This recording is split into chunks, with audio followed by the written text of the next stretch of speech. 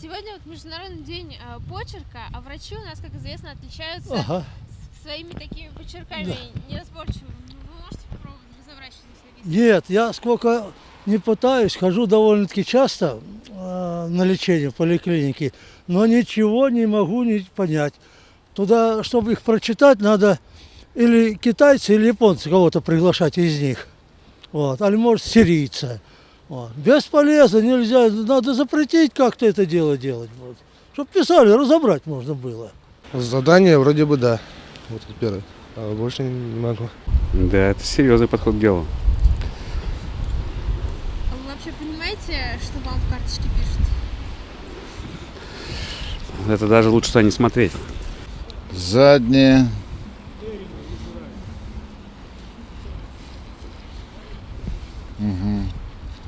Кругловой. Альфа-2, альфа-4. Умеренно. Безобразие. Умеренные. Ура. Ой, нет, не знаю, не пойму. Поверхности я заметил. Поверхности, да. А дальше Фамилия ничего. даже Александрова, что ли, это уже так наугад. Ага. Я ничего не понимаю. Вообще ни одного слова? Нет. Ой, я даже не пойму. Ни одного слова? Нет. Вообще непонятно ничего. Я ничего не понимаю. Нет. Ни одного слова. Драй, ничего не понимаю. Нет, ничего не понимаю. Это хуже, надо, конечно, писать четко. Нет, я вам ничего не могу помочь. Хоть я сама медработник, приходилось не работать с личными картами, но мне как-то больше повезло. У меня были доктора, которые писали хорошим разборчивым почерком. Умеренные.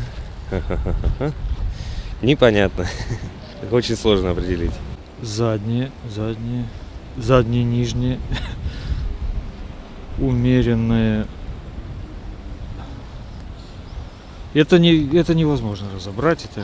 Вот это что-то, по-моему, заднее, нижнего.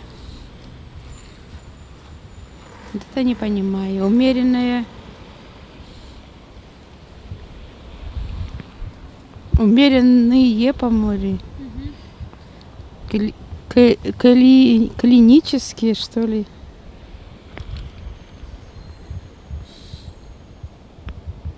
Дальше ничего не... А, вот это поверхности, каких-то там повреждений. Вот здесь. Да, конечно, сложная задача. Умеренное. Умеренное шипение.